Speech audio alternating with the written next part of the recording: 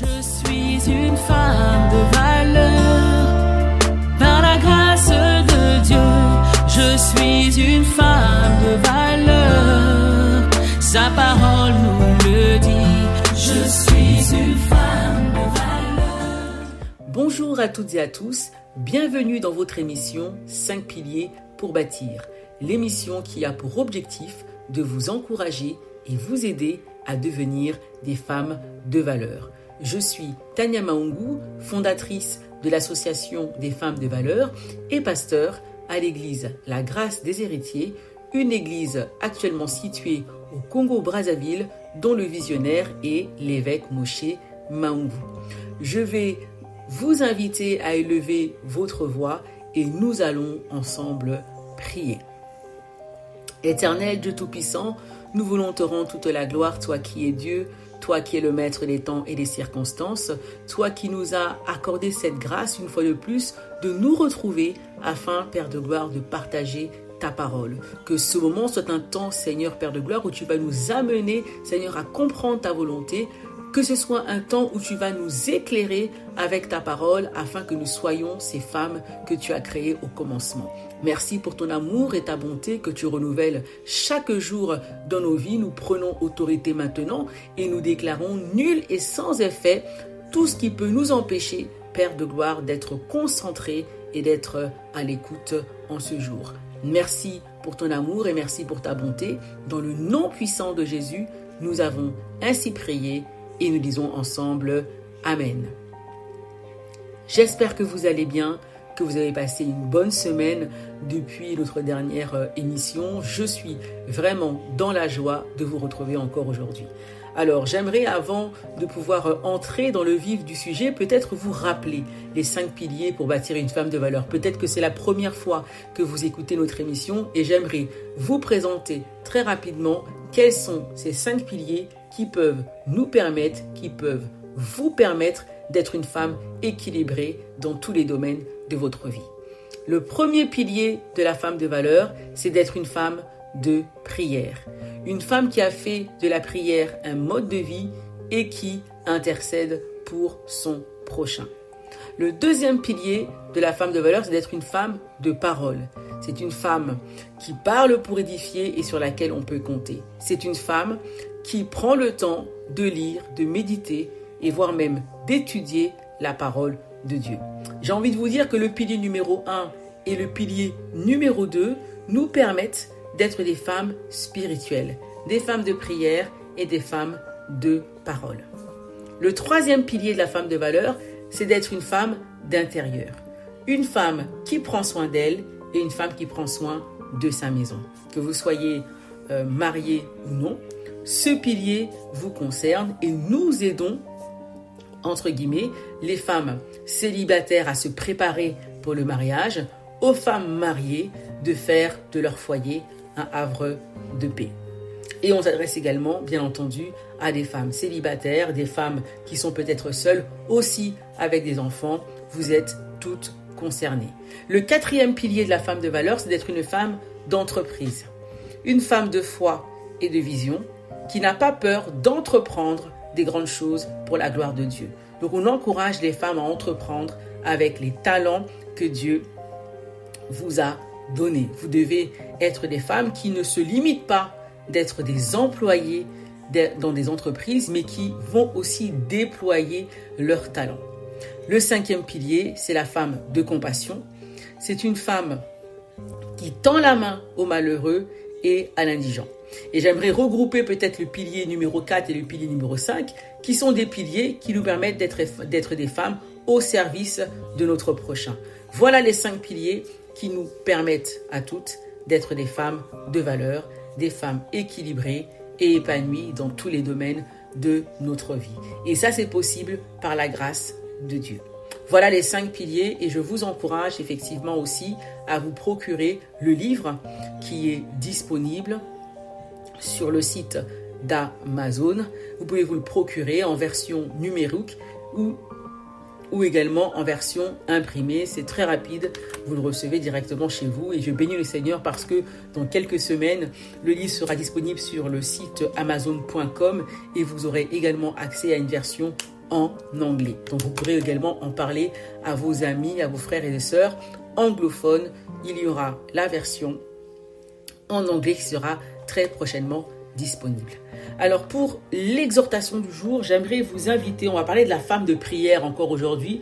Vraiment c'est ce que le Saint-Esprit m'a mis à cœur de partager avec vous. Et vous savez que la femme de prière, c'est une femme d'intercession.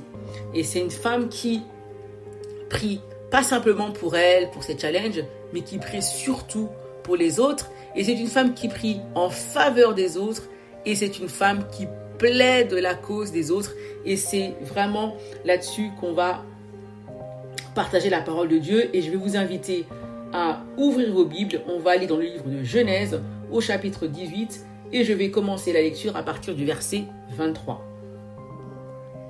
Abraham s'approcha et dit, « Feras-tu aussi périr le juste avec le méchant? Peut-être y a-t-il 50 justes au milieu de la ville. Les fera-t-il périr aussi? Et ne pardonneras-tu pas à la ville à cause des 50 justes qui sont au milieu d'elle? Faire mourir le juste avec le méchant, en sorte qu'il soit du juste comme du méchant, loin de toi cette manière d'agir, loin de toi. Celui qui juge toute la terre n'exercera-t-il pas la justice? Et l'Éternel dit, si je trouve dans Sodome 50 justes au milieu de la ville, je pardonnerai à toute la ville à cause d'eux. Abraham reprit et dit, voici j'ai osé parler au Seigneur qui ne suis que poudre et cendre. Peut-être des 50 justes en manquera-t-il 5? Pour 5 détruiras-tu toute la ville? Et l'Éternel dit, je ne la détruirai point si j'y trouve 45 justes. Abraham continua de lui parler et dit, peut-être s'y trouvera-t-il 40 justes. Et l'Éternel dit, je ne ferai rien à cause de ces 40. Abraham dit que le Seigneur ne s'irrite point et je parlerai. Peut-être s'y trouvera-t-il 30 justes. Et l'Éternel dit, je ne ferai rien si j'y trouve 30 justes. Abraham dit, voici j'ai osé parler au Seigneur, peut-être s'y trouvera-t-il 20 justes. Et l'Éternel dit, je ne la détruirai point à cause de ces 20. Abraham dit, que le Seigneur ne s'irrite point et je ne parlerai plus d'eux. Que cette fois, peut-être s'y trouvera-t-il 10 justes. Et l'Éternel dit, je ne la détruirai point à cause de ces 10 justes.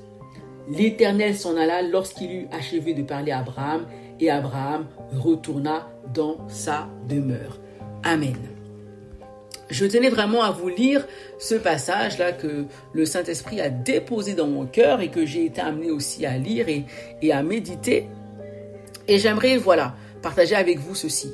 La femme de prière, c'est une femme qui intercède pour son prochain. C'est une femme qui prie en faveur des autres et qui plaide aussi la cause. Et j'aimerais insister sur le fait de plaider la cause. Voyez, Dieu s'apprêtait à détruire Sodome et Gomorrhe. Et Abraham, ce qui m'interpelle, c'est que Abraham a commencé à négocier avec Dieu en disant, mais il y a assurément des justes à Sodome. Tu vas détruire la ville en sachant qu'il y a 50 justes. Et Abraham a commencé à négocier. Ils ont commencé à 50. Après, ils sont passés à 45. Ensuite, il est allé, il s'est dit, 45. Il est allé jusqu'à 30. Il a négocié, il a continué de négocier avec Dieu en disant, mais s'il y a 20 justes, est-ce que tu vas détruire la ville? Et il est allé jusqu'à 10. Donc, on voit que Abraham a négocié avec Dieu pour que Dieu puisse avoir de la compassion pour les justes qui étaient dans Sodome, parce que Dieu s'apprêtait à détruire Sodome. Donc il a négocié avec Dieu, j'ai envie de dire, il a plaidé la cause de ces justes qui étaient dans un endroit qui n'était pas juste.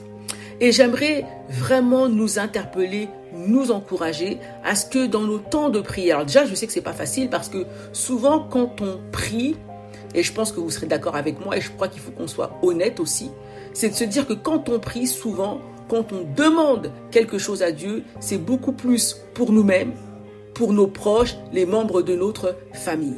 C'est rare, je pense, d'avoir ce réflexe, cette pensée pour les autres. Or, vous savez, je vous l'avais déjà dit, il y a les plus grands commandements de Dieu qui nous disent ceci. Le plus grand commandement, c'est d'aimer Dieu, de tout son cœur, de toute son âme, de toute sa force, de toute sa pensée. Et le deuxième commandement, c'est d'aimer son prochain comme soi-même. C'est très profond ce que Dieu dit. Il dit, aime ton prochain comme toi-même. Autrement dit, tout ce que tu veux pour toi, souhaite-le aussi pour ton prochain. Ça veut dire que tout le temps que tu passes à prier pour toi, pour tes problèmes, prie aussi pour les problèmes des autres. Et je pense que je vous l'avais dit lors de notre précédente émission, en fait, la bonne nouvelle, c'est que quand on intercède pour les autres, je prends un exemple, tu es une femme et tu pries pour des challenges que tu as à ton travail. Sache que tu n'es pas la seule personne, tu n'es pas la seule femme qui a des challenges à son travail. C'est le cas de milliers, de millions, peut-être même de milliards d'individus sur la Terre. Eh bien, lorsque tu pries pour toutes les personnes qui ont des challenges dans leur travail, eh bien, comme tu pries pour toutes les personnes, tu es intégré dans ce tout. Et lorsque tu le fais, cela réjouit le cœur de Dieu parce que tu mets en pratique sa parole. Dieu veut que nous puissions avoir vraiment de l'amour pour notre prochain. Il nous demande même, imaginez, de pouvoir aimer, de prier pour nos ennemis.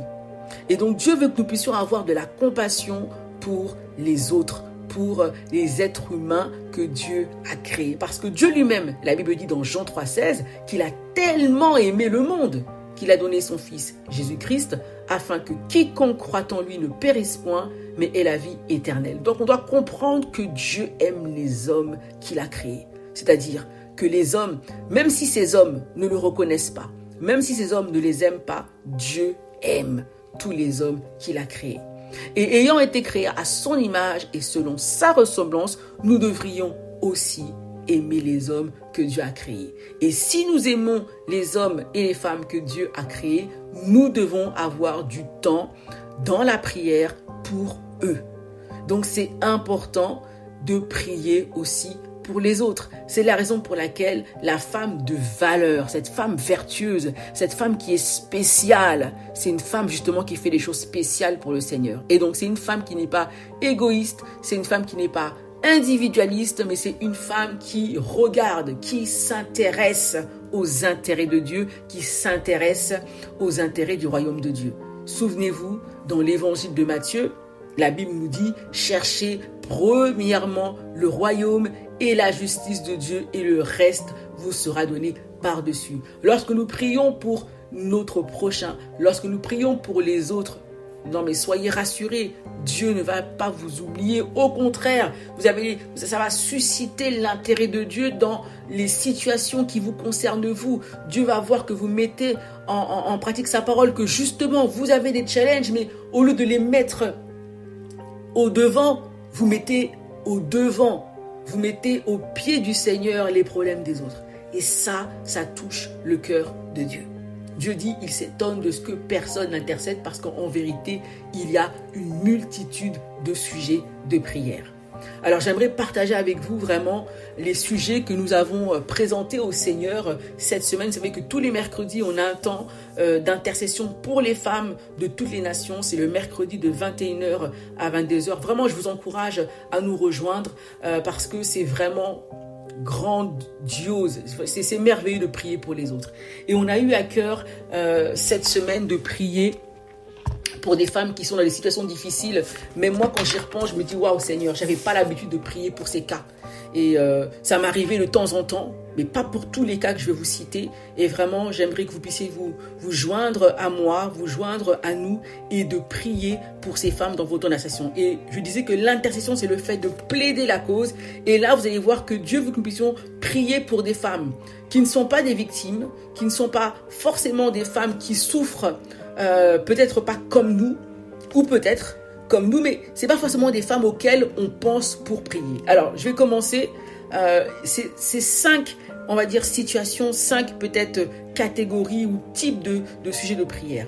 Les premières femmes pour lesquelles j'aimerais que nous puissions prier ensemble, faites-le à la maison, faites-le dans vos temps de prière, ce sont les femmes qui ont causé des séparations dans les couples. Vous savez, il y a des couples qui se séparent parce que l'homme, entre guillemets, a eu une relation extra-conjugale avec une femme. Donc, c'est une femme qui fait du mal à une autre femme. Et il y a de ce type de femmes-là qui sont sans pitié et qui ne se préoccupent pas du mal qu'elles vont faire à une autre femme. Et ça, j'aimerais que nous puissions prier pour ces femmes, que Dieu touche leur cœur, que ce soit des femmes qui ne réjouissent pas du malheur des autres, et la Bible dit ne faites pas aux autres ce que vous ne voulez pas qu'on vous fasse. Et ce sont des femmes qui prennent conscience que prendre le mari d'une autre, c'est pas la solution, car assurément il y a un homme que Dieu leur a réservé à elle et à elle seule, et qu'elles se concentrent sur cet homme et non pas à être derrière les hommes des autres. C'est les femmes, souvent nous jugeons, on peut parfois entre guillemets être fâchés contre elles, les insulter même. Ne le faisons pas, ayons de la compassion pour ces femmes qui ne savent pas ce qu'elles font.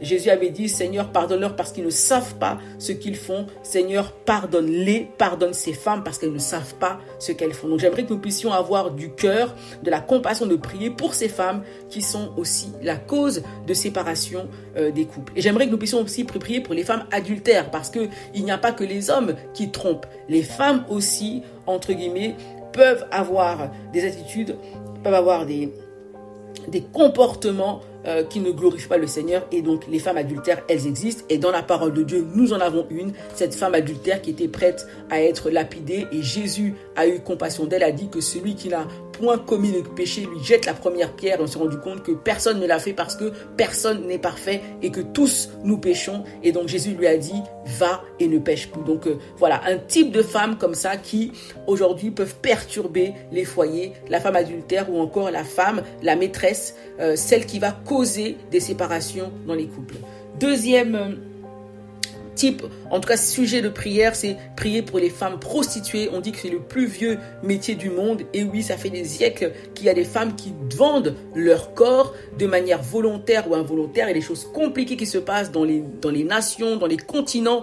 On va trouver des situations très difficiles. J'ai une pensée pour ces femmes à qui on a pris leurs papiers, qu'on a vendus et qui sont dans des réseaux qui ne peuvent pas s'en sortir, qui sont coincés, leur vie est en danger si elles ne le font pas. Vraiment, quand on pense à cela, on se dit Seigneur, Père, vraiment intervient. Et j'aimerais que nous puissions avoir de la compassion pour ces femmes, et ces femmes qui sont de plus en plus jeunes. Et nous voyons aujourd'hui dans la prostitution qu'il y a des femmes moins jeunes. On voit des jeunes filles, mais on voit aussi maintenant des jeunes garçons. Et ça fait vraiment mal au cœur. Ces enfants qui ont été sacrifiés. J'aimerais vraiment que nous puissions prier pour ces femmes. La troisième aussi, on va dire catégorie sujet de prière que j'aimerais vous partager, ce sont ces femmes. Ça, c'est aussi difficile. Vous savez, il y a beaucoup d'inceste. C'est des sujets, parfois on n'en parle pas, mais il y a des situations comme ça, on a vu dans des familles, des incestes, et puis on a vu des femmes qui ont vu, qui ont entendu et qui n'ont pas eu le courage, la force de parler, des femmes qui sont restées dans le silence, des femmes qui ont laissé faire. Et donc parfois on peut juger ces femmes-là, mais ça veut dire qu'elles sont dans un système aussi. Le diable les a aussi entre guillemets prises au piège, et nous voulons que Dieu puisse les délivrer, ces femmes qui n'ont pas osé ouvrir la bouche, ces femmes qui n'ont pas osé réagir face à ces violences qui ont été faites contre des enfants dans le cadre de la famille. Et nous voulons que Dieu puisse toucher, pardonner à ces femmes, et que ces femmes aussi soient libérées. Vous voyez, vraiment, c'est pas des sujets qui sont simples, c'est des sujets complexes mais qui existent, et parfois on se rend pas compte que c'est pas des cas, des cas qui sont mineurs. Parfois, on se rend compte que beaucoup d'enfants se sont retrouvés dans ces situations d'inceste, et des femmes aussi, entre guillemets, parfois ont même été complices. Et ça, c'est vraiment dur. Donc, que le Seigneur nous donne de la force, de la compassion de prier pour ces femmes pour qu'elles soient délivrées. Le cinquième sujet que j'aimerais aborder avec vous, ce sont les femmes qui sont en prison. Donc, beaucoup de femmes dans les prisons. Des femmes parfois qui sont loin de leur nation. Je me souviens avoir été dans la prison de Fleury-Mérogis, qui est en région parisienne en France, et je crois que c'est la prison pour femmes qui est la plus grande d'Europe. Et le Seigneur m'a accordé la grâce d'assister à un culte qui a été donné par une servante de Dieu qui était pasteur, qui était aumônière dans cette prison de Fleury-Mérogis, et j'avais été touchée par le témoignage de ces femmes. Je me souviens d'une femme américaine qui se retrouvait en prison en France. Sa famille ne savait pas forcément où elle se trouvait, et ce qui m'avait été raconté, ce que j'avais aussi lu, c'est que beaucoup de femmes sont en prison à cause, par amour en fait. Elles ont commis des actes, des crimes à cause de leur conjoint. Et là, c'était typiquement une femme qui transportait de la drogue et qui s'était fait, entre guillemets, appréhender. Donc voilà, prions aussi pour toutes ces femmes qui sont en prison, parce que la vie en prison n'est pas facile, que Dieu leur donne de la force de supporter cette vie en prison, et lorsqu'elles sortent, que le Seigneur leur accorde la grâce d'avoir de l'espérance encore pour recommencer leur vie. Notre Dieu est un Dieu de commencement et de recommencement, et nous voulons que Dieu puisse soutenir ces femmes, et que nous puissions nous aussi les soutenir dans la prière. Et le dernier sujet, c'était les femmes violentes. Pareil, souvent, moi, je prie beaucoup pour les femmes qui sont victimes de violences conjugales. On a des femmes qui meurent tous les jours parce qu'elles ont été violentées. Eh bien, est-ce que vous savez aussi qu'il y a des hommes qui sont violentés par des femmes? Oui, Dieu merci, ils ne sont pas nombreux, elles ne sont pas nombreuses, ces femmes à agir comme ça, mais il y a des femmes qui sont vraiment violentes. Et donc voilà, nous voulons prier pour ces femmes, aussi qu'elles soient libérées par ces esprits de violence et que ce soit des femmes qui soient, entre guillemets, délivrées, totalement, entre guillemets, remises entre les mains du Seigneur et que Dieu puisse les relever. Donc voilà, des sujets qui ne sont pas simples, pas faciles, complexes, mais on a besoin de prier, on a besoin d'intercéder, c'est important. Voilà, donc j'avais vraiment à cœur de partager avec vous ces sujets de prière. Prions ensemble par rapport à ces femmes. Et voilà, le temps de l'exhortation est fini. J'ai même dépassé un petit peu, pardonnez-moi, et permettez que nous puissions prier pour clôturer ce temps d'exhortation. La bonne nouvelle, c'est que quand on termine, c'est pour mieux se retrouver. Alors ensemble, prions. Et Éternel Dieu, nous voulons te dire merci, nous voulons te rendre toute la gloire, Père, pour ce temps que nous avons passé, Seigneur, à partager ta parole, Seigneur, cette pensée, ce que tu attends de nous, que nous puissions intercéder, et pour ces situations difficiles auxquelles on ne pense pas, Seigneur, mais tu veux que nous puissions vraiment nous mettre à genoux et plaider la cause de ces femmes, Seigneur, qui ne sont pas toujours victimes, mais qui sont parfois aussi, entre guillemets, actrices, entre guillemets, d'actions néfastes, Père éternel, Papa. Vraiment que nous puissions prendre le temps de prier pour elles, Seigneur, pardonne toutes ces femmes, Seigneur, fortifie-les, Seigneur, délivre-les, Père de gloire, qu'elles soient aussi des femmes de valeur, des femmes épanouies dans tous les domaines de leur vie. Merci, Seigneur, dans le nom puissant de Jésus, nous avons ainsi prié. Et nous disons ensemble Amen. Vraiment que le Seigneur vous bénisse. Très très bonne semaine à toutes. Que le Seigneur vous garde. Et je vous dis à la semaine prochaine. Shalom, shalom chez vous. Je suis une femme de valeur. Par la grâce de Dieu, je suis une